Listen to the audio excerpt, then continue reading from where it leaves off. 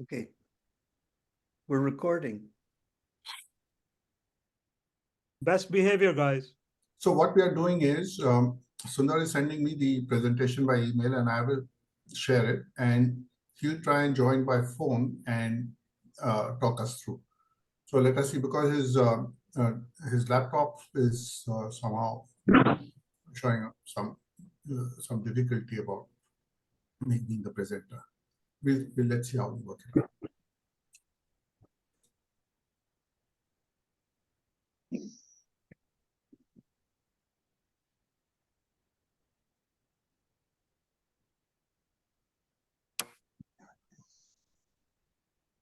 The name that says Mathens, is that Thomas Mathen? Yep, that's right. It's Thomas Mathen. Wow, you look so different from the way I remember you. Yeah, yeah, it's been a long time, right? It's nearly 42 years. Yes, Where are you? Where are you, Where are you, Thomas? I'm now in the UK. Okay. Yeah, just came back. We came back from Denmark. We were there for about 5 years. Before that in Belgium, in the UK, before that. So my job took me to different places. What do you do? In the last 2 years, I have now become a consultant where I'm focused on helping business leaders figure out how to grow. Hello. Yep. Hi. Okay. Hey, Sunderajan is here. Hi, I'm sorry. Hello. Well, it's Hi. fine. We can hear you. Can you hear me Let's now? go. Yes, we can hear you. Yes, I'm Sundar. very sorry. I apologize for the delay. I'm sorry, my computer really created problem for me today. I don't know, last minute something happened and it didn't show the Zoom icon at all. So I was searching for it. The taskbar was not open. So something went wrong. I'm waiting for Saurabh Prakash to open the PowerPoint slide and then we can start. Yeah, just doing that.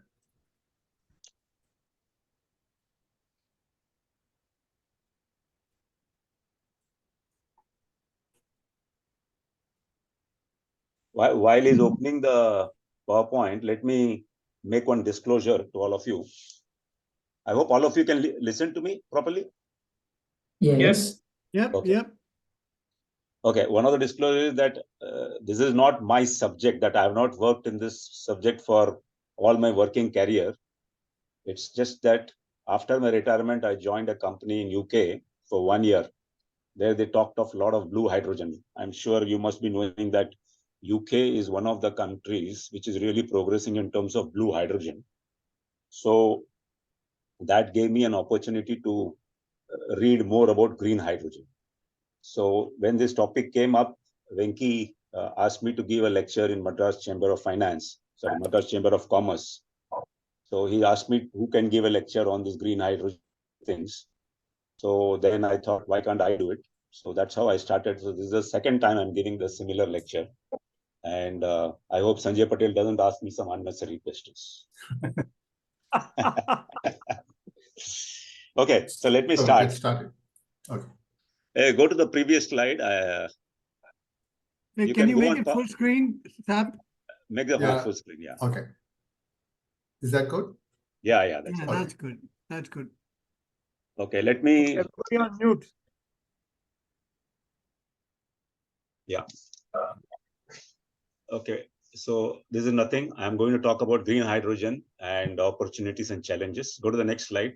There are about 31 slides, 31 or 32 slides. The slides are on the right-hand side and slide numbers. And I expect to finish by about 1 hour. I hope you can wait for another 30 minutes because I started late. I hope you can. Let me start. These are topics covered. So I'm going to cover on 4 different subjects. One is what is happening, why green hydrogen, and that necessarily means you have to understand what is CO2 and climate change. Second is about hydrogen itself, and what are the types of hydrogen, why are we going for green hydrogen, and what are the enablers, how green hydrogen is an enabler for carbon dioxide emission or descent, how it will help you in reducing the emissions. Then how is it being produced? Electrolyzers are required for that, and what are the different types of electrolyzers, and what is the maturity of this particular industry as of today? And then something about green hydrogen growth, the cost forecast, and how we are completely dependent on renewable power. Green hydrogen necessarily means you have to produce it using renewable power. Otherwise, it cannot be called green. I will talk about it during the presentation. And finally, what are the challenges and why are we racing against time? So these are the things that I'm going to cover. Next slide. Yeah. So all of us are very familiar with what is climate change and how it is affecting the weather patterns. You find severe storms and droughts in other places, and sometimes heavy rains. And this is obviously increasing the global temperature. You see on the left-hand side of the graph, it shows emissions in gigatons per year. Gigatons is 10 to the power of 9. And approximately 3940 gigatons of carbon dioxide is being emitted every year. And this has risen significantly since 1970. As you can see on the right-hand side chart, it has gone up from around 315 to around 420 in the last 60 years. So to stabilize the climate and limit physical climate risks, it is necessary that we need to reduce the addition of greenhouse gas emissions. Now, what are those greenhouse gas emissions? They are carbon dioxide, they are methane, something about fluorinated gases, nitrogen oxide, and so on. Although the carbon dioxide that is emitted is the highest quantity, and therefore we're trying to limit that. Methane is a small quantity, but it has got almost 80 times the capacity to capture heat inside it, which is the main reason why the global temperature is increasing. And CO2 emissions, restricting all future net CO2 emissions to about 400 to 500 gigatons will help reduce greenhouse gas emissions and the warming to less than 1.5 degrees centigrade above the pre-industrial levels. Pre-industrial level is generally considered around 1945, 1950. However, at the current emission rates, the carbon target of 1.5 warming would be definitely exceeded within the 2035 or 2040 latest. Let me go to the next graph. Next slide. So here I am trying to show you what are the emissions that are being coming out. So there are three different charts are there. One is application-wise emissions, region-wise emissions, and energy source-wise emissions. So you can see the first, if you see the right side one, coal is contributing to almost 42% of the emissions, and then is oil and gas. So you can say almost 85-90% of the emissions is coming through all these fossil fuels. Region-wise emissions, you'll see maximum is China, then USA, then India. India stands third at 7%. Of course, the rest of the world is contributing 35%, but there's a huge number of countries that is contributing to that. And you can see application-wise, the major one is power, which is almost contributing 42% of all the emissions. Then the industry is contributing about 26%, transport is about 23%. So you'll see that these are important industries and that we are targeting because this is where you can actually control the CO2 emissions. And even though we are saying that we have to reduce CO2 emissions, the rate of growth of CO2 emissions have reduced compared to what was there last 60 years. But then it's still increasing by about 1.3% annually over the last 5 years. Okay, let's go to the next slide. This is specifically concerning India. So in line with global trends, India is also committed to meet the net zero target, not by 2050, but by 2070. It has also an intermediate target to reach about 50% of the cumulative electrical power installed capacity from renewable power. Okay, by 2030, at least 50% will be converted to renewable power. And that means reduction in the fossil fuel. not necessarily reduction, but renewable power will increase. And that will reduce 1 billion tons of carbon dioxide per year. So Indian power sector is the largest contributor. More than 70% of the electricity generated in the year 2020 is from coal. In addition to energy security, fossil fuel-based plants provide stability. I mean, why fossil fuel still continues? Because it produces stability to balance the intermittent generation from wind and solar. Wind and solar do not produce power consistently throughout the 24/7, it cannot produce. And therefore, you require some amount of, not some, presently it is very high, but in future, how do we ensure that this fossil fuel-based thermal power plants are not running at all? It's so difficult to achieve this particular target. The carbon intensity of India's power sector is around 725 grams of carbon dioxide per kilowatt hour of power produced, compared to a global average of about 510 grams of CO2 per kilowatt hour all over the world. So you can see India is using more of coal than the rest of the world. Okay, go to the next slide. Yeah. This is again global carbon dioxide emissions year-wise and sector-wise breakup. So here, the last 4-year data of CO2 emissions, and the breakup is presented here. The power generation emits about 13 to 14 gigatons or 40%.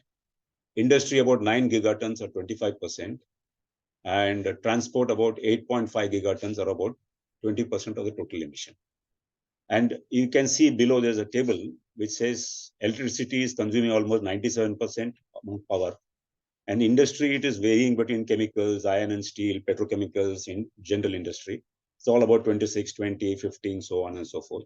So this is widespread everywhere because you require high temperature heating in all the industries, and that electricity cannot do that. And therefore you require fuel. And that's why these things are targeted now.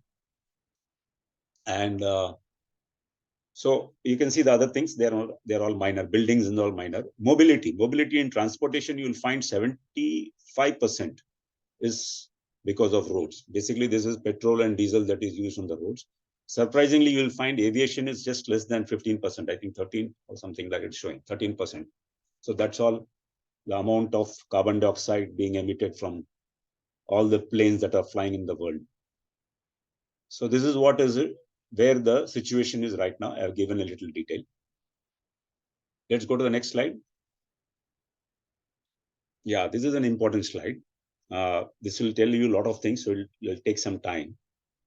In this chart, shows the energy. You see the top line, you'll find oil, gas, coal, and non-agriculture or non-energy.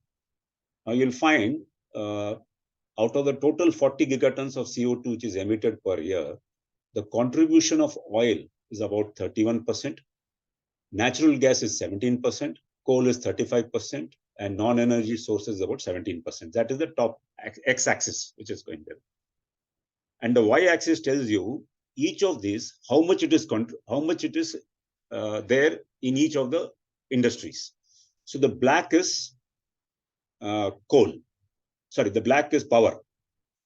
And the dark gray is industry. And blue to light gray is what is mobility. And then we will leave the rest of the thing, we'll not talk about it at this stage.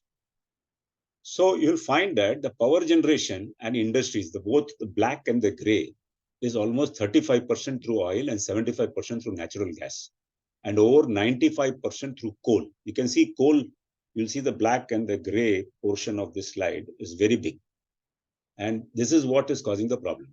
Whereas oil, that is predominantly diesel, aviation fuel, and gasoline contribute 60% of CO2 emissions through road transport. You can see that you see the two things which are there. The light gray, the third color from the top. On the left, on the small percentages are shown there. So that is percentage of carbon dioxide, nitric oxide, and methane emissions from each of these sources. From the power, you can see the numbers 30 and 3. And then there is, I'm not able to see properly in the slide itself. So those numbers you can see on the left, what it's giving, how much of approximately emissions of CO2 percentage that comes out from each of these fuels. Now let's go to the right side graph. On the left side is electrification. Is direct electrification possible? No and yes. And the top side is about hydrogen technology application, yes or no. So where direct electrification is not possible, yeah, there you find hydrogen is domination, the bottom quadrant, bottom left quadrant. And where hydrogen cannot do anything, there only electrification is possible. That means electricity, battery, and all those things is possible. And where both are yes, I think there is a competition going on whether hydrogen can do it or electrification or batteries, fuel cells, all those things can work there or not. So, Saurabh, can you just do one click? You'll find something on the left side again. Yeah. So you'll find the things. So based on this right side graph, you can see where all hydrogen is applicable. Hydrogen is applicable on the left side, on the oil side, industry, on the natural gas side, industry, coal side, industry. These are the major places where hydrogen can clearly help you in decarbonization. Whereas the light gray, the third one from the top, where electrical vehicles and hydrogen both can compete in that area. So this is the total, and wherever the black I've written RE. RE is renewable energy. That means you require only power from renewable energy. And that's possible to do it in these areas which are black. I hope I'm clear. Okay, we'll move forward. I will stop at one point where maybe you can ask some questions in the middle. Yeah, Saurabh, we can go next. Yeah. So what are the interconnected technologies that are required for CO2 abatement? There are 4 technologies which are emerging as transformational, having a very critical role in the path to net zero. The net zero is that you achieve no more amount of carbon dioxide that is being emitted compared to the 1950s level. That's what net zero means. A lot of countries are thinking of doing it up till 2050.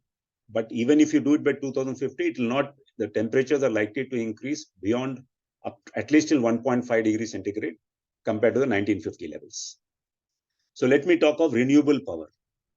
These are the 4 technologies that's possible, that are all are required, and how they will help you in CO2 abatement. So first is renewable power. This technology dominates the low-cost decarbonization spectrum. And it has already come into existence, and a lot of green power is being produced already, and is also very critical to produce green hydrogen. As I mentioned, for producing green hydrogen, you require renewable power. It is the first clean technology that attracted the interest of investors, corporates, and regulators also. And that's why it has already moved forward.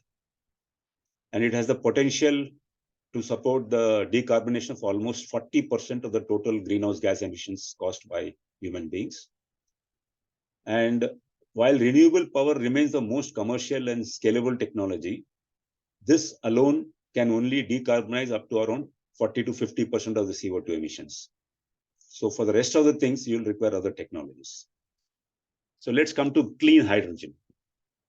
Now, clean hydrogen, this is also a technology for a long-term energy storage, enabling an increase of renewables in power generation and aiding to decarbonization of some of the very difficult sectors like iron and steel, the HMV vehicles, long haul transport, heating, petrochemicals, and so on. It is estimated that hydrogen can help in decarbonizing about 15% of global greenhouse gas emissions, around 20% of CO2 emissions, rather, and will be a very key item in the total energy mix. And the third is battery energy. So this technology is critical in the decarbonization of road transport because you require batteries to store energy, and therefore this is required. And this technology has to dramatically change and improve in terms of efficiency, in terms of how long it can supply power. And last is carbon capture technologies. So even if you produce hydrogen from fossil fuel, the amount of carbon dioxide produced is very high through all these processes. And therefore, there's a hydrogen called blue hydrogen, which is also aiding in the decarbonization of industrial segments. But then the CO2 has to be sequestrated, and that technologies are also required. So why I'm talking about this slide is because different countries have different priorities.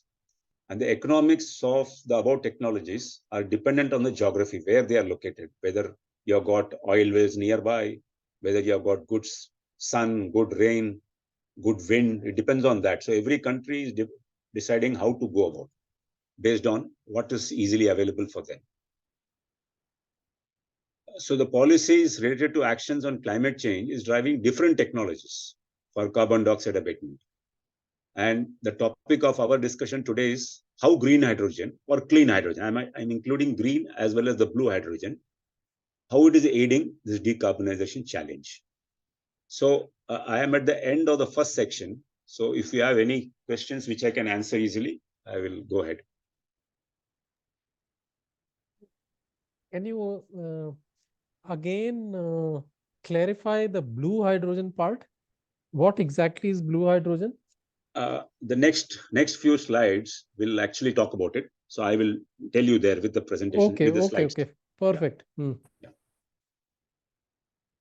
Anyone? Or I'll go ahead. Yeah, Saurabh, can you go to the 9th slide? Yeah, so this is, I'm coming to that now. So you have hydrogen. I think I don't have to talk to hydrogen for all the IIT guys. So you know hydrogen, lightest element. Sundar, sorry, I was talking on mute. There is also the prospect of using hydrogen in fuel cells for transportation. Hmm. Is that anybody taking serious look at that thing, or has that effort died? No, there are some companies which are like Toyota and all are still talking about it, and they are trying to do it. But what I have read is it's very difficult to do that because you are breaking. See, you are taking water, converting it to hydrogen inside the car itself, in the fuel cell itself. And you're again, since you've got a lot of energy in that, the same thing can be used while you're applying brake. It produces battery. So you have both fuel cell as well as battery operated in the same vehicle.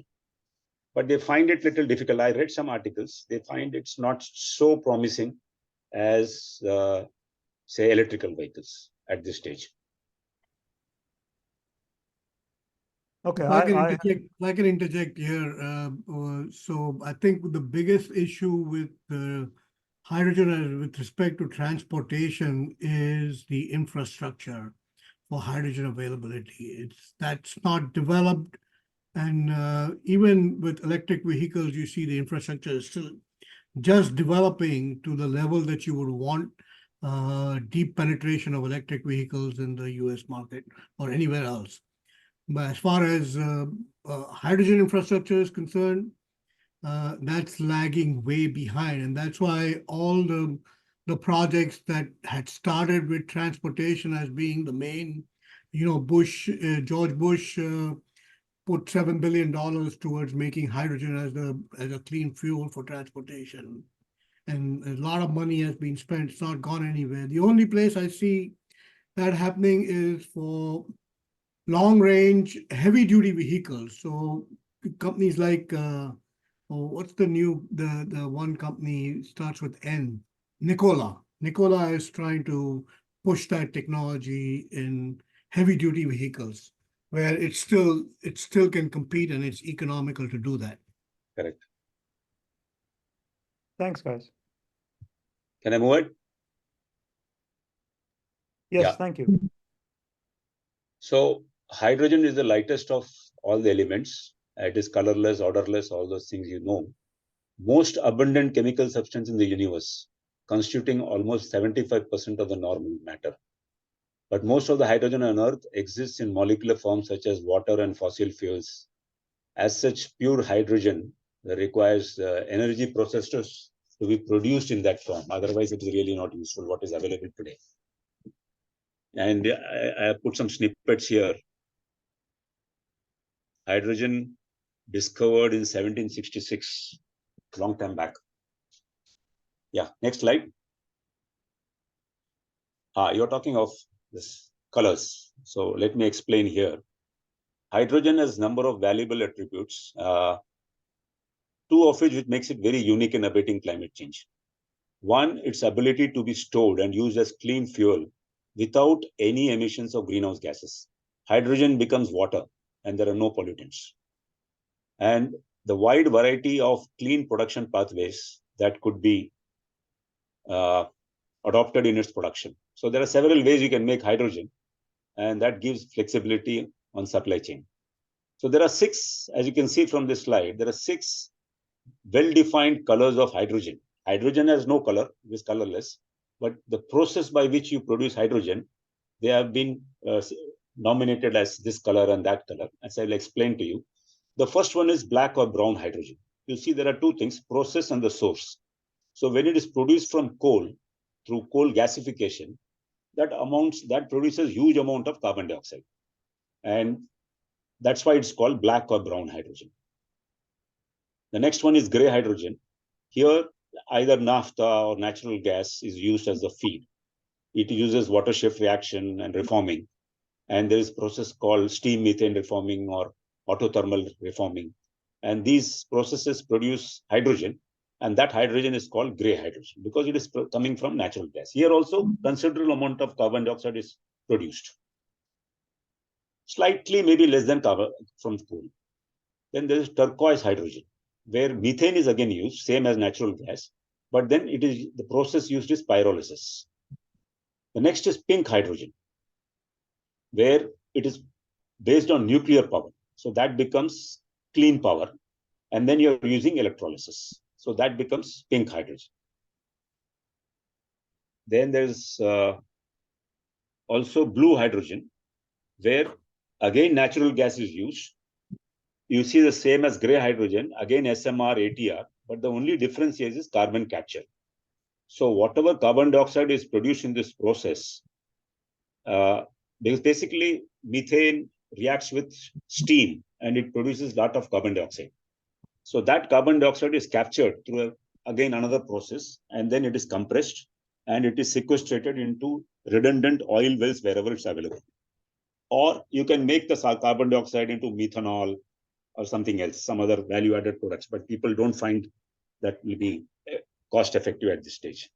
The last one is the green hydrogen, which is renewable electricity using electrolysis. So you require renewable power and you require electrolysis, and that only will give you green hydrogen. So this is what is the overall why the colors are there. Let me go to the next slide, and we'll tell you why some things are called clean and green. Saurabh? Yeah. See, as you can see from this chart, the overall energy, both feed plus fuel, the third line, feed plus fuel, you see number of 57 plus 0.7, 45 plus 0.8. So feed plus fuel plus power required in all the 6 production route is not very different. They are almost close to 50, 49, 48 to 55, something around that. However, there is no fossil fuel used in the production of green hydrogen. And you can see that the power required is necessarily from renewable power. So you see the last 3, you'll find the carbon intensity. Sorry, not the last row I'm talking of. The carbon intensity, that is how much of carbon dioxide is produced per kg of hydrogen. You'll find that it is almost in the first 3 cases, it's about 9 to 20 kg of carbon dioxide per kg of hydrogen that you produce. Whereas on the right 3 sides, right 3 hydrogen colors, that is pink, blue, and green, it comes down to as low as 0.1 to 0.3. Only the blue hydrogen is slightly higher, which is about 3 kg of carbon dioxide per kg of hydrogen. So that's why these 3 technologies are called clean technologies for producing hydrogen. And the other 3 are to be finally, they have to go redundant. these processes. Next slide, sir. Yeah.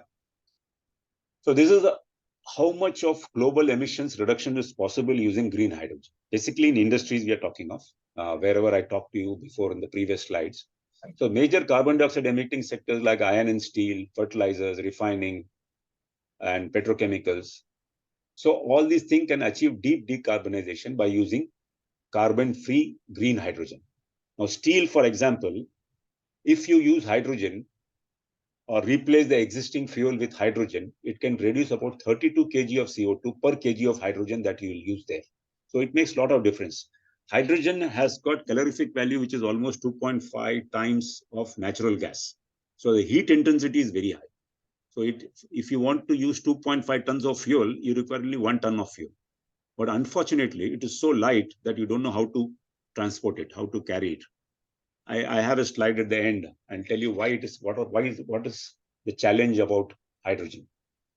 Similarly, International Maritime Organization has set a goal for itself, saying that the shipping industry will reduce 50% of the emissions compared to the 2008 levels by 2050.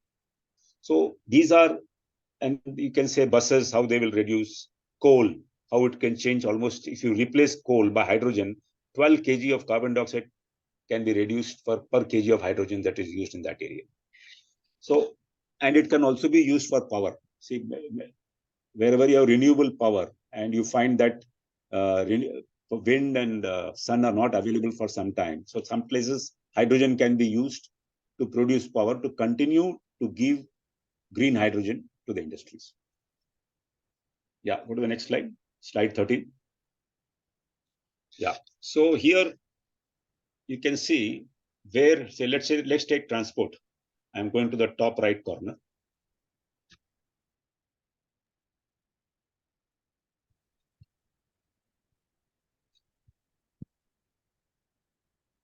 I'm not able to see anything. 1 second. Yeah, so you've got heavy road transport, which can be used hydrogen. As somebody was mentioning that for heavy vehicles, you can possibly use hydrogen. For shipping, you can use hydrogen as a liquid carrier in terms of ammonia, liquid ammonia, or methanol. And aviation, you can have sustainable aviation fuels also using these things. 1 second. 1 second. Yeah, and the bottom, power, energy storage, it can be used for flexibility during bad times of wind and solar, and also network stability. And you can see industry. I'm going to the top left corner. Wherever high temperature heating is required, you can, in various industries. Iron and steel. Iron and steel is a bigger segment where it can really reduce carbon dioxide emissions from those industries, fertilizers, chemicals, and of course, petroleum refineries. So these are the places where it can be really used in large amounts. Next slide. So I'm coming to the third portion, I think, which is what are the major hydrogen production routes? Yeah. So one is reformer. I mentioned about how hydrogen is produced through gray hydrogen or blue hydrogen, where you use methanol and you use naphtha and also natural gas to produce hydrogen. The process uses natural gas and steam to produce hydrogen. The technology is well understood, and carbon capture and storage is essential to make it a clean hydrogen or low carbon hydrogen. And the second portion is electrolysis with renewable energy, which is pink and green hydrogen.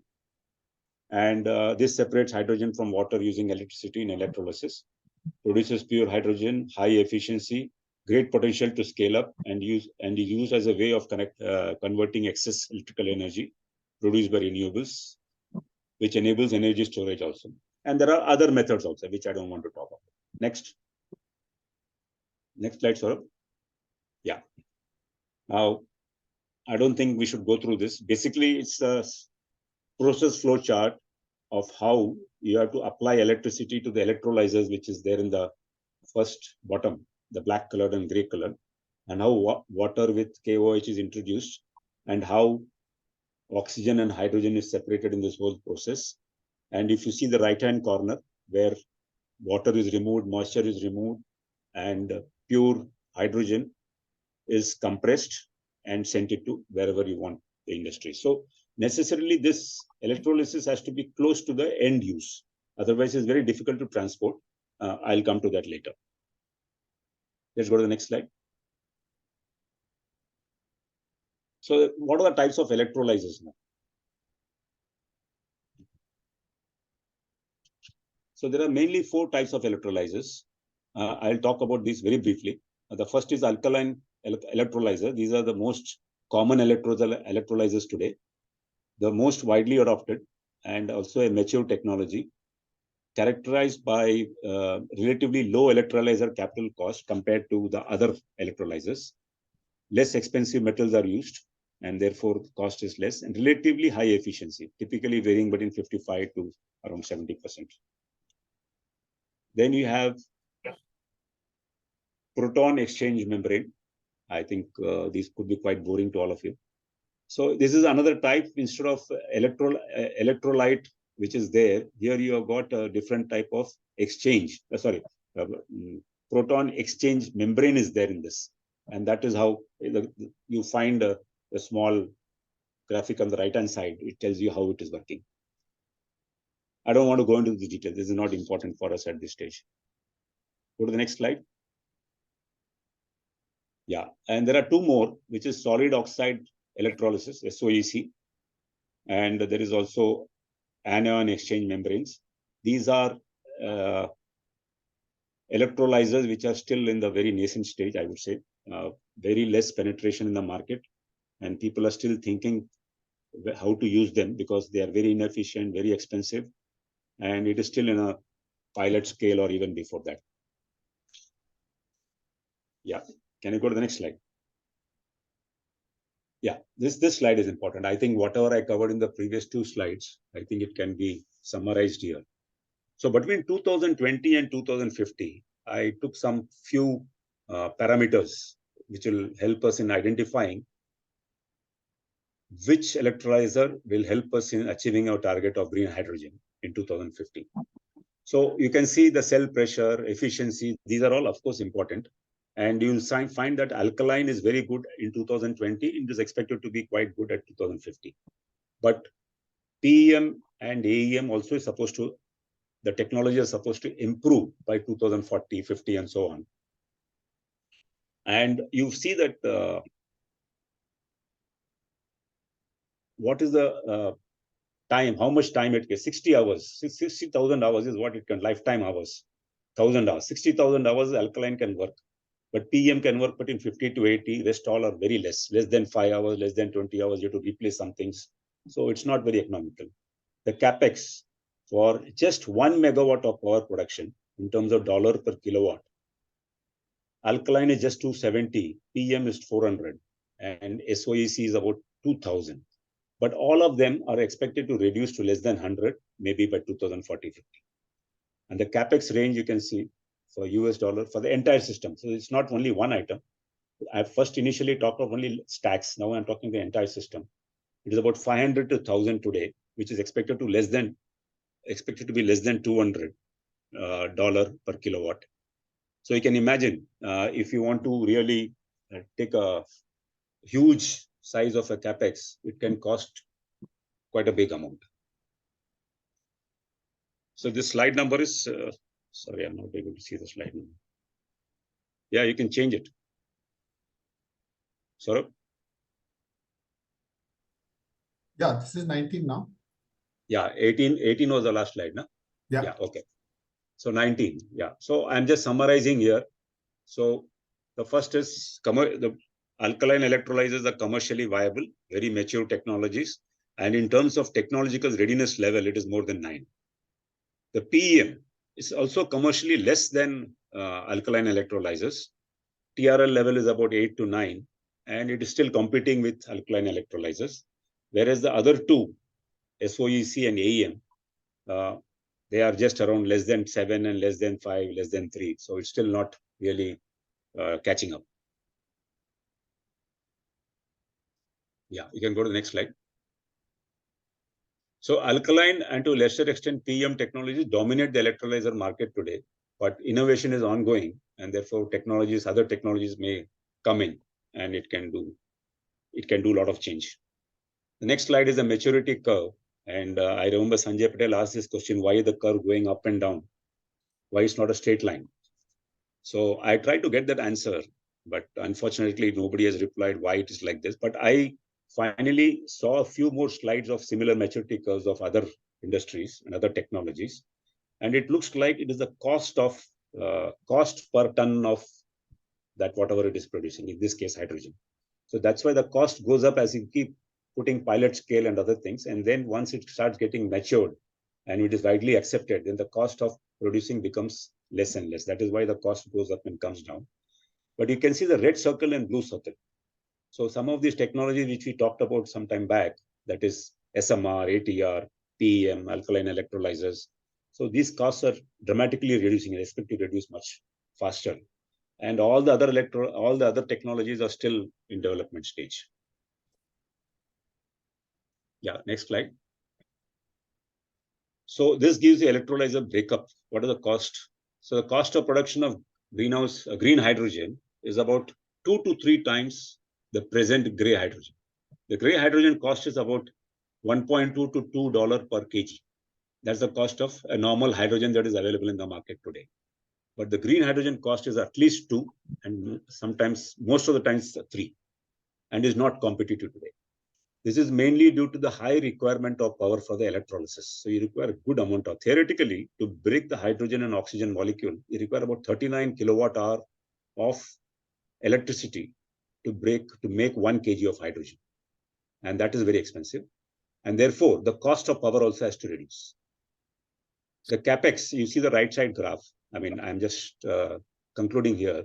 The capex, although seems smaller in the pie, the capex is showing only 14% on the left side, but the absolute cost today for a 10 megawatt electrolyzer, 10 megawatt is a very small thing, is about $600 per kilowatt, which amounts to 6 million for a 10 megawatt electrolyzer.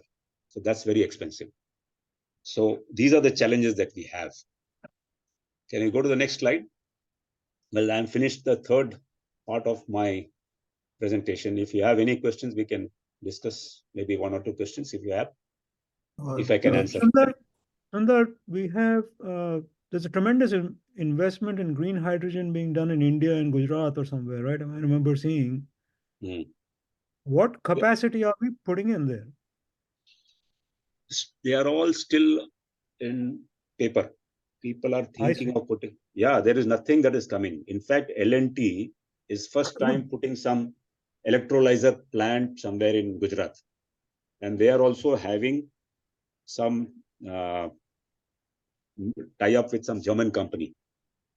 So actually, there is no green hydrogen produced anywhere in India as of now. The biggest areas where I think electrolyzers are currently used, one is Europe and the other one is Saudi Arabia, NEOM, the NEOM project, which there's been pretty big Air Products and a lot of other people have put in big investments there. No, for producing green hydrogen? Yes, the NEOM, on the Red Sea, on the part of Saudi Arabia. Okay. Yeah. But the general thing is green hydrogen is not being produced in a consistent way anywhere. Yeah, no, but there are large tenders that it's in the construction stage, which are going on again on the Red Sea area of the Kingdom of Saudi Arabia. So maybe in the next few years. But Sunderajan, I had a question about, I think it was slide 18, about the life cycle of these different electrolyzers. Yeah. So I didn't look particularly close at the alkaline one, but it looked like a classic chemical plant to me. So what is this? So what is a 60,000 or whatever the thing is, there are, 1 second, I'll tell you, there are several items in the electrolyzer, and you will have to replace some of them on a regular basis because the cathodes, anodes will get eaten up and they get corroded and so on. So you'll have to keep changing. So the cost of a stack where you have all these things put together, some of those items will have to be replaced, and it has a life of 60,000 hours. Whereas in case of PEM, proton exchange membrane, it is much less. I think I remember the number is less than 20 or something. So since you have to replace, then you have to shut down the unit. You have to shut down that part of the unit. So you will have partial capacity coming. So that means you have to invest much more for producing the same amount of electricity. So that is why. So there are always only the run length. consumables. Yeah, there are always consumables in chemical plants like filters and stuff like that. And what you're saying is to put in redundancies or bypass saying I'll use a side one while I'm changing filters on one. That is how the life cycle is defined or controlled, because the capex increases tremendously because of those things. Yes, yeah, you'll have to replace some things very regularly. Okay, Sundar, the lifetime on that, Sanjay, you finished your question? Yes. Yeah, okay, so I want to go back to the same slide. The 20,000 hours and the 60,000 hours is the life of the stack, or is it the life of the system? And where is that data from? I have given there. You can go to the slide and check. I'm sure it is there in that. Yeah, okay. No, but I wasn't aware that they were in several, double-digit thousands of hours. You just go to the slide, Saurabh. Just go back. I see. Just you can stay here also. You can just stay in that slide. I don't know if you can see from the right side bottom. You'll find. See, there is a gas conditioning unit. There is power electronics, and there is cell stack. Now, the cell stack is something that you'll have to replace regularly. Some part of it, not everything. Some part of it you have to keep replacing regularly, and that's why the investment costs are much higher there. The cell stack is, you see the cost. The green one is the cell stack. Oh, okay. In the bar graph you're talking about? Yeah, bar graph. Okay. So, and what's the y-axis? That's the cost. That's the cost. Okay. Cost and of my production. impression was that the cell stack lifetime was probably a couple of thousand hours or maybe 5,000 hours. I don't know what has been demonstrated, but that was my impression. Yeah. You can go back to slide number. What was that? 22. Yeah, 22. So now we are going into that hydrogen supply demand, and you can see global hydrogen supply is about 90 million tons per year. As you see in the chart on the left side, almost 96% is through fossil fuel feedstock, natural gas, naphtha, and coal, although coal is much less. And 4% is through renewables. And hydrogen demand currently stems from the use as feedstock across key industrial processes, including refining, ammonia, methanol, production of steel. 41% for reduction of sulfur alone in transportation fuels from BS2 to BS6. We have got this BS standards for diesel and gasoline. That itself has increased. That has increased hydrogen requirement in the refinery, which has reduced sulfur reduction. 38% for the production of ammonia, 15% for the production of methanol, and 8% in the steel industry. So this is how presently hydrogen demand is there in terms of where it is used and what is the source of hydrogen. Next. Can I ask something more fundamental? I'm trying to get my hands around something really. Yeah, go back. Sure, go back. On the hydrogen itself, right? You're saying we need to use quite a lot of electricity to generate hydrogen, and then you want to use it later. And you want to make this electricity from renewable sources. Yes. So that's how you basically get the green hydrogen. Is that the good summary? Yes. So then why not just use renewables directly? Because it's like you're assuming that there's availability of renewables, and I think the issue is that we are not there yet. I think primary reason is that most renewable sources are intermittent, whereas conversion to hydrogen and further storage and transportation of hydrogen through making ammonification essentially gives you storage. That's one of the levers that you can use. Yeah, thanks, Rajiv. That's one of them. Second is, in certain requirements, you cannot use electrical energy. industry specifically, where you require very high temperatures heating, steel industry, petrochemical, petroleum refining. So there you cannot use electrical energy to heat up things, although they are still trying, but it is not economical as of now. So that's where people are saying that it's more practical to generate hydrogen in situ, right? I mean, transportation you said is so if you want to generate hydrogen in situ, that means that you need to have electricity coming there too. So yes, if you have intermittent energy coming from renewables, is that really practical? Okay. Yeah, it is practical because, for example, in UK, where I was there for some time, there they are they are putting up hydrogen plants, and they are also using sequestration. So making blue hydrogen, because UK believes that you cannot go to green hydrogen in the next 25, 30 years.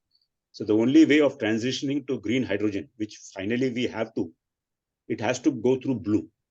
And the same fossil fuel is used, but carbon dioxide is captured. But the hydrogen is coming out, and that is sent as fuel to all the furnaces which are using energy today in the refinery. And what will come out from the stack is clean flue gases without carbon dioxide.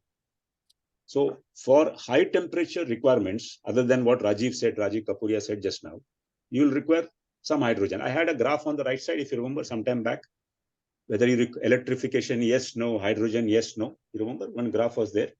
So there you can clearly see in which areas you can go for One long term. Another Sundar, I had a question. You know, India is actually setting up hybrid wind solar plants, which are supposed to be equivalent of base load coal-based plants, where you can generate power consistently 24/7, or at least more or less consistently. No. Okay, finish your question. I'm sorry. Tell me. Yeah, so it's on a very small scale. Yeah, this one. Yes, Saurabh, that one. Next. This one. Just stay here. Yeah, Rao. Yeah, so my point is, it's on a very small scale. They're trying to produce 100 megawatt, 200 megawatts, etc., of hybrid wind solar plants. But if that takes up in a big way, then you could probably have an alternative to produce green hydrogen, no? I'm saying anywhere you produce hydrogen you produce power is okay. As long as you keep producing power, you can use it in some sectors where you want to abate carbon dioxide. Okay, decarbonization. You see this right side graph. I think I'll have to come back to this again. You see the right side? Direct de-electrification applicable. No, yes. So where direct electrification is not possible, which is no, there hydrogen will dominate. And this long-haul trucks, shipping, high-temperature industrial heat, petrochemicals everywhere. Because how do you take electrical energy everywhere on a ship? So there you can take ammonia, liquid ammonia, and you can fire liquid ammonia instead of firing fuel oil today in the engines. So these are the places where you can use on the left side corner, I'm talking about left side bottom corner. Whereas on the top side, which is hydrogen technology applicable, no. And where electrification is yes. That is all the light vehicles, two-wheelers, several other places where you can use, where you require electricity and you don't require a very heavy duty thing, lower temperatures, you can use electricity there. So this is how the industry is moving further now, because they identified which is the more efficient way of doing things. I hope I answered the question. So one area where you can also say where hydrogen is going in a big way is ammonia production, because anyway you need hydrogen to make ammonia. You can make it. So there are a few projects. I gave a blurb on NEOM where they're going to be going with an $8.4 billion green ammonia project in the Red Sea. It should go online on 2026. Correct. I heard about that. The main purpose of going green ammonia is you produce green hydrogen first. Green hydrogen is produced through green power. Then you produce green hydrogen. Then you produce green ammonia. Ammonia can be taken as liquid, and that liquid can be transported easily. That is the driver for making ammonia. And that ammonia can be fired because you can transport it in a ship. You can take it anywhere you want. You can take it in tank lorries, and then you can use it. Whereas hydrogen is difficult to transport. I'll show you a slide at the end, then you'll understand that more clearly. Yeah. Saurabh, I think it's already 10:20. Can we move further? Yeah, did you want to People show fall this asleep slide? otherwise. Did you want to stay with this? Yeah, slide? I mentioned, I talked about this slide. Yeah, you can go back to slide number, I think 22, I think. 24. No, 22. Okay. 22, 23, yeah, 23. Yeah. 22, I think we have finished, yes. Yeah. So green hydrogen production is dependent on renewable energy power. And that's the subject here. And you'll find that in 2020, in 2019 or 20, you can see the curve, how much of power was being produced. This is power generation in terawatt hours, is the y-axis, right? And you see how much of power was being used by coal, by natural gas, petroleum liquids, nuclear. I mean, we'll stop at that. We'll not go beyond that. The top 5 or 6 colors which are there. And you see, as it goes to 2050, you'll find yellow, which is solar, onshore wind, which is dark blue, offshore wind, which is dark gray. Yeah. So these are the major things. Almost more than 70% of the power has to be produced from these sources now. And why do you have to produce this much? Because the amount of power that needs to be produced for the growing economy of the whole world by 2050, you require about 2000 gigawatt of renewable energy power for electrification alone. And you require additional 1000 gigawatt of renewable energy power for producing green hydrogen, which also is required. So the amount of renewable energy that is required in the world, if you have to really abate that 1.5% degree centigrade global temperature increase, it's actually very, very high number. And we are really not going in that direction as of today. In the left side, why we are hopeful? Why we are hopeful, I'll tell you. You see on the left side graph shows solar, wind, and wind offshore, how the costs have reduced by about 80% to 60%. Levelized cost of electricity of solar and wind from 2010. That's the graph name. And you find it has dramatically come down. By 2030, it's expected to come down to almost 60 to 80% of what was there in 2010. And from 2030 to 2050, it is expected to reduce by another 40%. So this is the hope that we have on why we should go for green hydrogen, because this power cost is expected to reduce. The reduction in the levelized cost of electricity for the past decade is the key enabler, and that will actually push the hydrogen economy. Then, one second. If you look at one more thing, the share of electricity in the final energy mix is expected to increase from around 18% in 2020 to more than 50% by 2070. So that's going to increase. And the grid, one more thing is, to achieve net zero by 2070 and decarbonize the grid operations, I told you 2000 gigawatt of renewable energy is required. That is wind and solar. And 1000 gigawatt of renewable energy is also required for producing green hydrogen. So this is a real big challenge that we have today.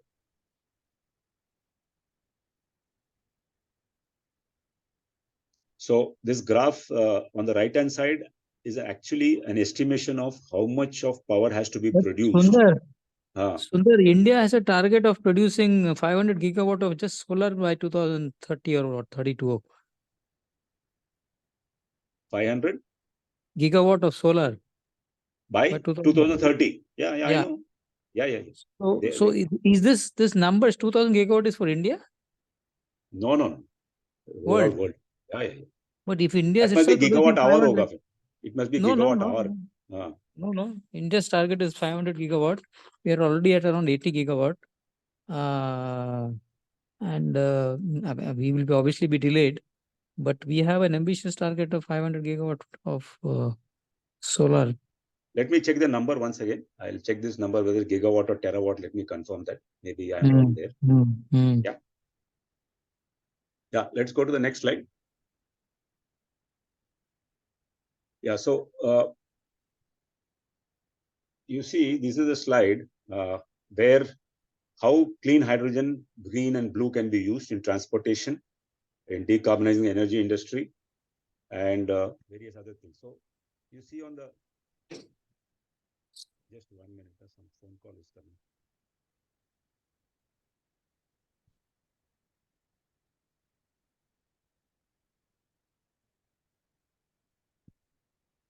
Hello. I don't know. I'm not able to take the phone call. I'm afraid of taking the phone call, then it'll get cut. So I don't want to do it. Just wait for 2 seconds. Let the ring stop.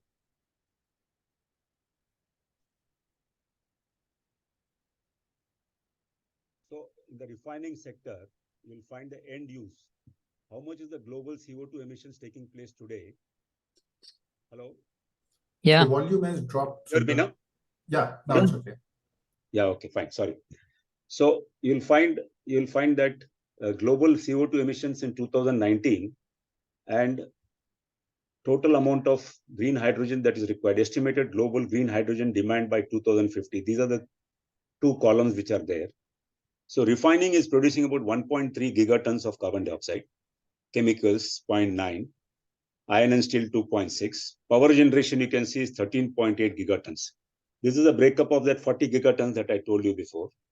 And what is the estimated global green hydrogen demand by 2050 for the same industries? So if you look at these numbers, aviation will require about 36 million tons of green hydrogen. Power generation will require about 60 million tons of green hydrogen, and total of about 360 million tons of green hydrogen is required. If you recall, I had mentioned today the world requires about 90 million tons of green hydrogen. So it has to increase to 365, 4 times it has to increase. So to produce that much amount of green hydrogen, you require considerable amount of renewable energy. So this is the estimate for these industries where green hydrogen can be useful. Yeah. Yes. So this is a very, you look at only the center one. There are base case, there is a bear and bull case. So let me go to the base case. What is the potential growth of green hydrogen under net zero target? Here the target is less than 2 degrees by 2060. The normal ambitious target was 1.5 degrees centigrade by 2050, but now people are talking of 1.2 degrees by 1.6. Some people say 1.2.0 by 2060. Now here you will find the estimated growth of green hydrogen is at least 4 times that is required, which I told you just now, 360. And the optimistic and pessimistic growth rates are about 7 times or 2 times. No residual greenhouse gas emissions. The only byproduct, as I told you, is water. Flexible through seasonal storage, can integrate higher shares of solar and wind power, can be converted to other energy carriers as methanol, ammonia. I'm talking of what are the advantages of green hydrogen. And the injection of hydrogen into the natural gas transport and the distribution network can also be a potential solution to lower the carbon footprint of gas consumption in buildings and houses. And unlike blue hydrogen, green hydrogen prices have no direct correlation with natural gas prices, providing some protection against volatility. So to meet the net zero of less than 2 degrees centigrade rise in temperature, even by 2060 globally, the renewable energy power has to increase by about 50 gigawatt per year instead of the present 15 to 20 gigawatt per year. So that's the challenge that we have. Further, the green hydrogen production facilities also require electrolyzers, and this has to be scaled up exponentially. And the hydrogen production has to increase at least 4 times from the present 90 million tons. So these are the challenges that we have. Next slide.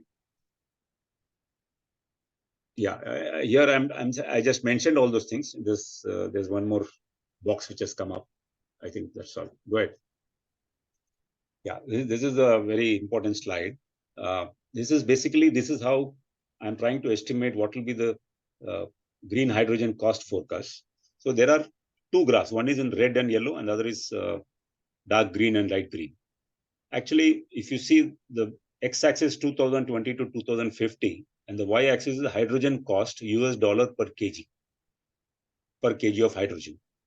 And there are two things. If you see the left-hand side, there are between the red and yellow. Let's go to the first one, red and yellow.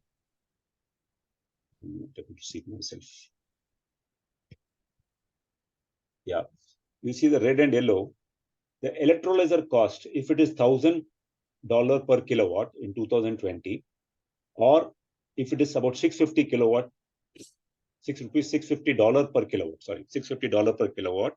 And by 2050, if it reduces to 307 and 130. Okay, so the two graphs up and up below are the same.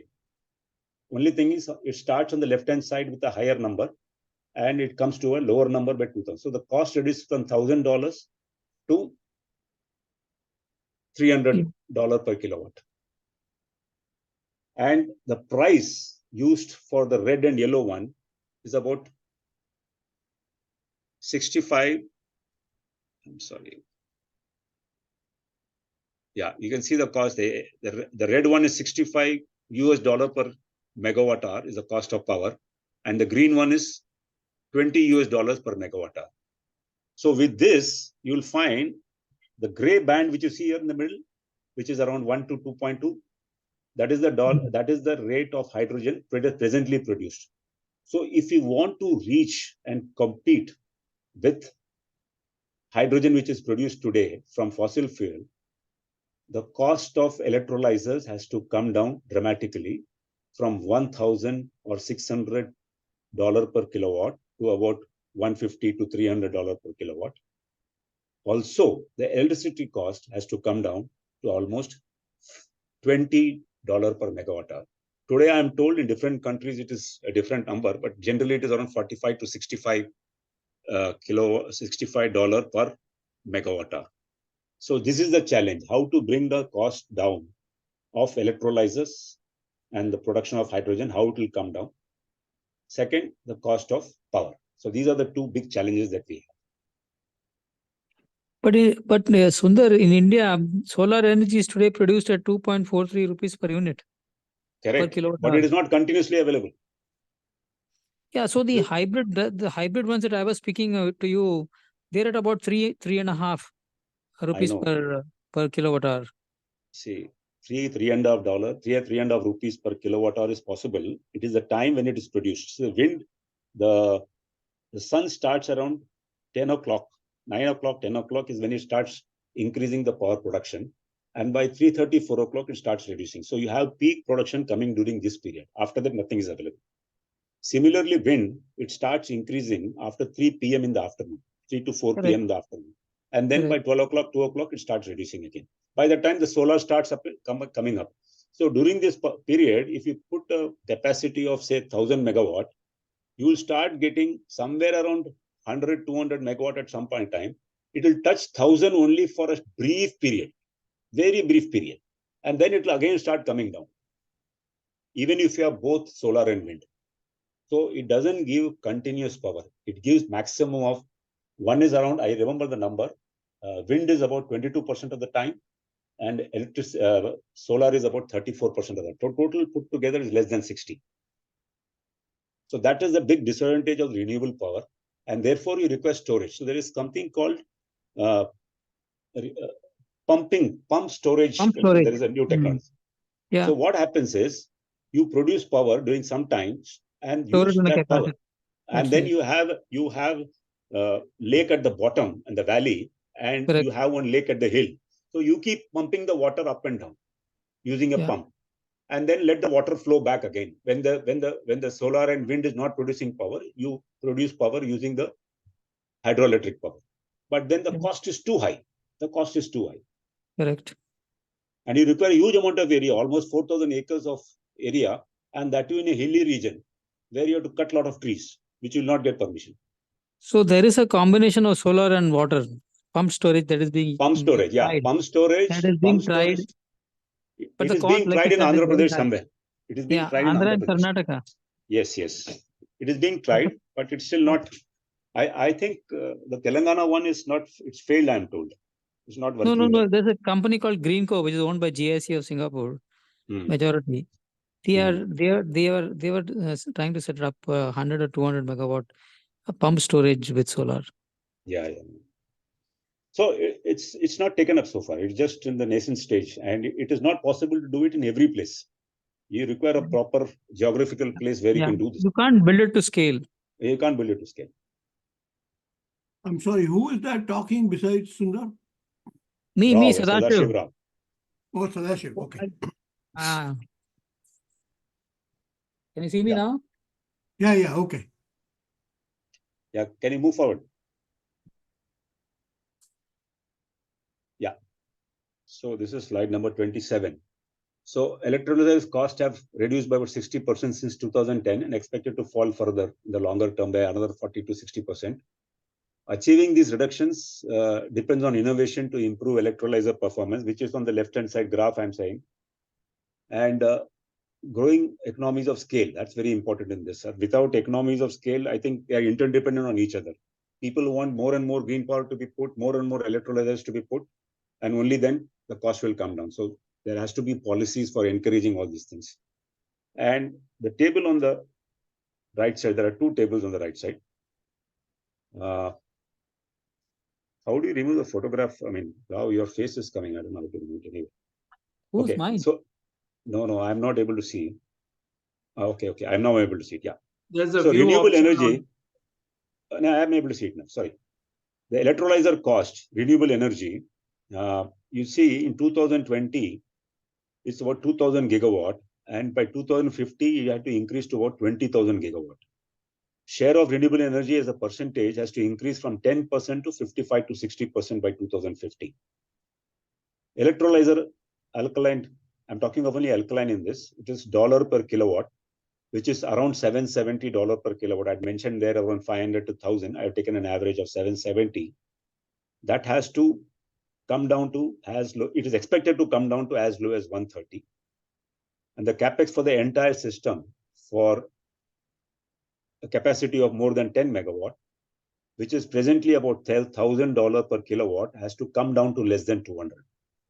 And the efficiency, which is around 65%, hopefully with some innovations and some continuous operation that is possible, increasing the length time, run length time, it is supposed to increase to about 76%. And if you see today, the electricity price, I told you 45 to 65, I put the higher number here, $ per megawatt hour. It has to reduce to less than 20. Otherwise, it's not going to be economical. So with all these things, the lower table will give you the present cost of green hydrogen is about $5 to $7 per kg, levelized cost of hydrogen. That's the $5 to $7. Now, if you take gray or blue hydrogen, if you have gas price of about 7.5 per MCF is same as, almost same, is as $7.5 per MBTU, which everybody knows. So if you have 7.5 or 10, then the cost is about 1.7, 2.2 or 2 and 2.7. Okay. And if you have green alkaline electrolyzer and you produce green hydrogen, it will come down. If you think it is $15 per megawatt hour, it will come down to 2.5. It can compete with the gray and blue hydrogen. And if it is power cost is not coming down to less than 30, then it will remain at about $3 per kilowatt per hydrogen, $3 per kg. Sorry, $3.1 per kg. So this is the challenge. So we need to, I have emphasized it many number of times during my talk now. So the cost of renewable energy has to come down. It has to be consistent, and always 24/7 you require green hydrogen, and electrolyzer cost has to come down. The run length has to increase. All these things have to happen together. Yeah, let's go further. Sundar, I think this slide answers that previous question about the total renewable energy. If you see the top line on the yeah, right I think my number is right. Let me check. No, here you said 2000 is in 2020 and 2050 would be 20,000 gigawatts. Yeah, I think some number is wrong so there. that 2000 in that slide ought to have been 20,000 because I think so. Yeah. Yeah, I think so. Thanks a lot. Yeah, can you go to the next slide? Yeah. So these are the final, last 3-4 slides left now, 28, 29, 30, 31. So, okay. So these are the challenges for green hydrogen. The first is high production cost, which is green hydrogen produced green electricity. I mentioned all these things is 1.5 to 2 times. And vehicles with fuel cells, which you mentioned earlier, and hydrogen tanks cost at least 1.5 to 2 times more than the fossil fuel counterparts. Similarly, synthetic fuels for aviation fuels are today, even at the best sites in the world, are up to 8 times more expensive than fossil fuel today. That is what jet aviation fuel that we use in aeroplanes. And compared to that, the sustainable aviation fuels are about 8 times higher. So how to bring down the cost is a big challenge. The next is lack of dedicated infrastructure. So hydrogen today is produced close to wherever it has to be used, with limited dedicated transport infrastructure. For example, in the world, there is only about 5,000 kilometers of hydrogen transmission pipelines around the world, compared to with more than 3 million kilometers of natural gas alone, forget other petroleum products. So this is a big infrastructure challenge that we have, how to distribute hydrogen, if at all we have to distribute through pipelines. There are around 470 hydrogen refueling stations all around the world as of 2020. Compared to that, there are more than 200,000 petrol and diesel refueling stations only in United States and European Union. And the natural gas infrastructure can also be used for hydrogen, but that has to be seen how much percentage of hydrogen can be put in natural gas, because the natural gas pipelines are made of carbon steel, and carbon steel has got a problem of in terms of permeability, in terms of hydrogen being a small molecule. It can penetrate the metal itself. What is the next one? Energy losses. Yeah. So I will come. Can you go to the next slide? We'll come back to this slide again afterwards. Yeah, you can see the left side. There is a table there. Yeah. So you see, how do you transport hydrogen? So there are 5 different ways which I have put here. I have taken it from some slides. So the compressed hydrogen at 150 bar, compressed hydrogen at 700 bar, or liquid hydrogen, or as liquid ammonia, or as liquid organic hydrogen carrier. So it could be some other compound where you dissolve hydrogen and take it. So these are various things that are going on. So hydrogen, suppose you have energy of 100. So first you have to do compression in the first 2 cases, because you're pressurizing it. In the liquid hydrogen, you're doing liquefaction. In ammonia, you're doing some synthesis. In LOHC also, you're doing some hydrogenation.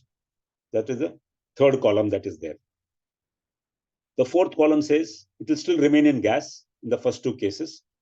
In the blue, green, and the dark blue, that is liquid hydrogen, ammonia, and LOHC, it's a liquid hydrogen. So now it is transformed to liquid, it transformed to ammonia, transformed to LOHC. But what has happened, that 100 energy has reduced to 95%, is reduced to 86%, reduced to 80%. Then you require transportation, either through lorries, big tankers, which has got high pressure vessels. And then, or if it is liquid, you can do it shipping or some other transport vehicles also. Now that transportation will again, you could consume some amount of energy because you have to transport it. So in this case, again, that 80 becomes 75, 80, 86 becomes 85, 86, LOHC 95 will become 92. Then again, in these cases, you'll require to again regasification, then ammonia cracking or dehydrogenation. Some process is required to make it into hydrogen, make it into useful form. Again, some amount of energy is lost. So you can see there, the amount of energy that finally is there, if you have 100 in the beginning, you have only 90 in case of 150 bar. But it's so difficult to, I'll come to the difficulty again. In case of 700, you got only 80, 73 to 80, 63 to 64, 57 to 59. So you lose lot of energy in transporting the hydrogen to wherever you have to transport. And you look at the other way around. Why people are still trying for ammonia, liquid hydrogen, LOHC? The reason is the last column. The density, kg of hydrogen per meter cube that you can store while transporting, you can only take 11 kgs of hydrogen in 1 meter cube if you put in a 150 bar. Whereas you can take ammonia as much as 121 kg of hydrogen per meter cube. So then the transportation cost is reduced. And this is how all the fight, depending on the distance. If the distance is very less, maybe you can go by compressed hydrogen. If the distances are very high, then you have to use some other technologies like liquefaction and ammonia and so on and so forth. So this is where the lack of dedicated infrastructure facilities and energy losses, these two can be addressed by innovation in this field. Yeah, let's go to the next. Sorry, come back to the slide again. The previous slide, yeah. Then the third one was, the fourth one, yeah. Lack of value recognition. So there is no green market as of today. There is no green steel that you want, no green IMO fuel.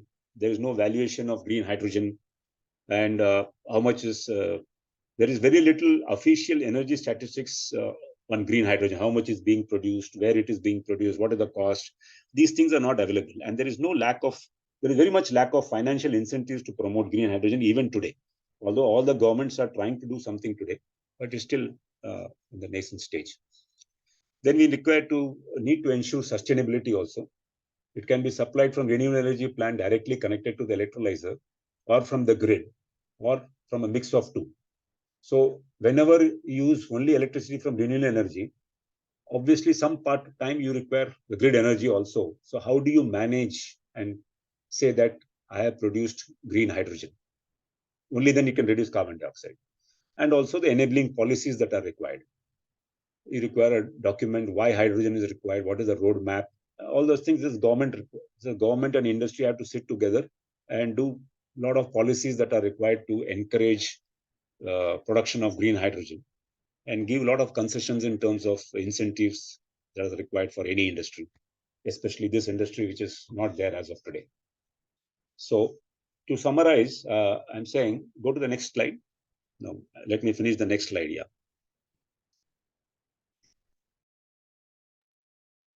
No, just go to the previous slide, I think. I didn't talk on the right-hand side. Yeah. 1 second. Yeah. On the right side.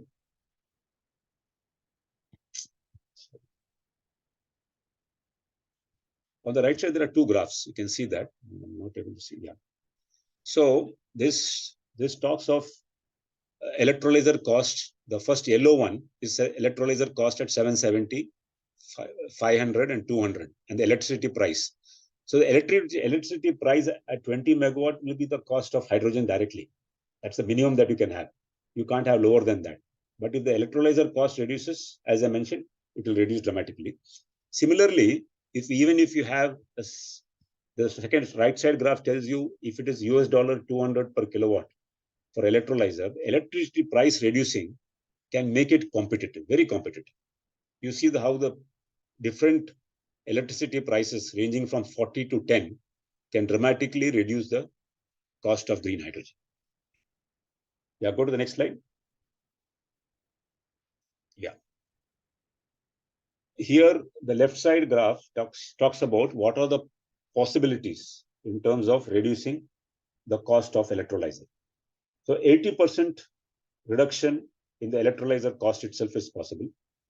Then there is a electricity cost about 50, this is for green hydrogen, I'm sorry. Electricity cost, if you reduce from 53 to 20, that can reduce quite a bit. You can see the rainfall chart, what you call. Electrolyzer efficiency, 65 to 75%, can reduce the cost by about $0.5. And that's how it is estimated that you may be able to reduce the cost of green hydrogen from the present $6 to $7 per kg to less than $2 per kg. And the right side graph, as Sadashira was mentioning, in 2010, the cost of renewable power was about 11 rupees per kilowatt. This is for India, I'm talking of. And by 2020, it had come down to less than around, which is it? I'm not able to see it myself. Yeah, about less than 2.2. 2.2. Yeah, 2.2. And that has actually encouraged people to put more and more renewable power, and it has gone up from, you can say, from 1 to almost 30, 35. Oh, sorry. Yeah. Yeah. Okay, let's go to the next slide. The total is about 63 megawatt of power is being produced. Sorry. Yeah, now this is one of the last slides that I have. So to summarize, decarbonization process is an evolving one. It is, you can say it is unidimensional or two-dimensional as of today, renewable power and electrification. Renewable power, electrification, to multidimensional, where you have green hydrogen, you have electrification, you have fuel cell, all these things are being talked about. And you require also capital market and governments to come and help in sustaining these efforts and make a wider range of technologies that are required to unlock this path for net zero that we want to achieve. And you see on the right-hand side, now in this graph, I'm coming to this. Can you see the right side graph? Basically, I told you about 360 million tons of green hydrogen is required. And if you achieve it, you will still reach 1.6 degrees centigrade. The global temperature will increase by 1.6 degrees centigrade by 2050 or 60. But this graph is useful marker for you in the sense that by say 2035 or 2040, you find that only say 200 million tons of green hydrogen is produced, then you can be sure the temperature is going to increase by about 2.6 degrees centigrade or 1.9 degrees centigrade. So this is a good graph to tell where it will go to finally. If you review where are we in 2030, 2040. So at 2050, what will happen, we can probably estimate through this, because you require green hydrogen unless some new technology comes up. The left side graph is almost similar, that if you don't achieve it, so the dotted line is less than 1.5 degrees centigrade increase to reduce the carbon dioxide emissions from the present 40 gigatons to less than 10 gigatons or less than 6 gigatons. And if you don't do it, what will be the temperature increase, which will be 1.4 to 2.0, it could be 1.6 to 2.4. So these are the various possibilities that are there going further. And therefore, there has to be a lot of efforts to produce renewable power and also green hydrogen. Yeah, let's go to the next one. I think the last slide. Yeah. On the extreme right, I have given you how much is the per capita production of CO2, greenhouse gas emissions, right?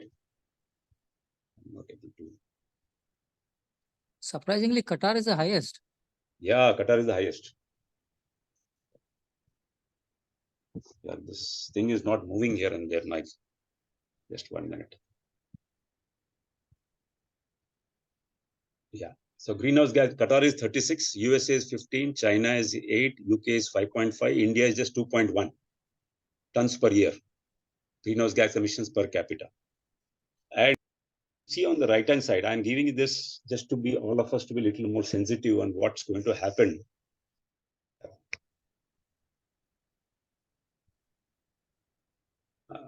Just 1 minute. Yeah. Yeah. See, you see on the left side is the exposure score, 0 being the lowest and 60 or 100 being the highest on the left-hand side. And the bottom is the GDP per capita in terms of dollar thousands. You see, USA, France are in very nice, blessed positions there. Nothing much will happen to them because they are still in blue color. Now, what is blue? Blue is lower risk. And what is black? Significantly hotter and more humid. That's what will become. And where are we in India? The only country which is worse than India is Pakistan. That should satisfy us a little. So Bangladesh, India, which are on the equator, the countries which are in the equator are really be in trouble. China, although as big as per capita, not, of course, is much higher than India, 4 times more than India. But since they are much above the Tropic of Cancer and much above the 35th parallel or whatever, so it doesn't affect them. So it affects most countries which are closer to the equator on both sides. And India being very low per capita income, it's going to affect more. That's what this graph says. So countries with lower GDP per capita and fossil fuel resource producers have a higher transition exposure. So this is going to affect us much more. So that's the end of my presentation. And thank you very much. I'm very sorry that I started a little late because of technical glitch. And I hope I have made it up for that. If you have any further questions, I'm happy to answer if I can. Thank you for an excellent presentation, Sunderajan. It's Yeah, awesome. really worth the wait. Fantastic presentation. You have compiled data from so many sources and put it all together. Fantastic, Sundar. Yeah. And Yeah, it it's makes really it good. really dire, this consequences. I mean, it looks pretty bad, actually. Yeah. And Yeah. you sold it to a skeptic like me too. No, I couldn't hear the last one. No, I said you sold it to a skeptic like me. About this whole thing about Even Trump is skeptic about all these things. No, some of it is also because they don't really care about people dying, anyway, that's part of it. Yeah. Thanks a lot, Sundar. This was so useful. I mean, I had heard long back when Mukesh Ambani was trying to set up a green hydrogen's ecosystem, and he was claiming that they will be able to produce ultimately at $1 per whatever kilowatt or $1 per kg or whatever. Yeah, so extremely useful, superb, enjoyed it so much. Thanks a lot. Didn't feel the 2 hours that went by. Didn't feel the 2 hours that went by. Yeah. First half an hour, I think you all had a last through sessions between among ourselves. I gave you the opportunity to do that. The current DOE target is to produce renewable hydrogen at the cost of $1 per kilogram by 2030. That's the current DOE target. If you can meet it, you can meet it in India because the cost of manpower, cost of production, everything is less here compared to abroad. But you require sustained renewable energy. That's the challenge there. And the electrolyzer technology is not available in India. So another area you could look at is actually hydrogen from H2S. H2S, because the delta G of dissociation is less. Well, there are many cows in India, so we can get H2S freely. Yeah, but biogas. No. There is no H2S coming from the cars nowadays. The biogas, your biogas most probably it does have. In fact, you get all those corrosion problems on that because of. Yeah. Anyway, thoroughly enjoyed the presentation, Sundar. Thank you very much. Thank you very much. Would it be okay to share the slides with us? Yeah, Saurabh will do it. Yeah, Saurabh. Okay. Yeah, I was asking which are the countries that are producing the electrolytes? No, electrolytes are not very difficult. Electrolyzers. So electrolyzers are mostly in use in Europe and Denmark. Where are they being produced, manufactured? I sent a blurb in the chat on that one of those big places. It's Air Products is using Thyssen as one of the biggest manufacturers of alkaline electrolyzers. I think Nel Hydrogen in Denmark is a big player on that. Yeah, they're also big. They're also big. Scandinavia. Yeah. If you see that NEOM project, I mean, again, our guys are doing the compression for that. Yeah. Hey, any idea on what the total capex would be to get that reduction in get the renewable hydrogen at the production levels that you need. What was it In that trillions of dollars. Yeah, no, it's I have Yeah. that figure. And- I had that figure somewhere. I'll write it to Saurabh. Maybe he can send it everywhere. But I have that figure somewhere. Yeah, and compared to that, how much money is being spent? So we're never going to get there. I mean, if you need trillions of dollars, countries are spending maybe billions. I mean, 100 Correct. billion at the most. So Correct. you're not going to get there anyway. But if you look at the kind of transformation, if you move from coal to natural gas, those are the kind of intermediate goals which people are talking of blending of hydrogen and natural. In Europe, they're doing blending of ammonia, of methane and hydrogen, and they're looking at basically there's the hydrogen embrittlement in the steel you're worried about, whether it'll or not. Cracking. Yeah.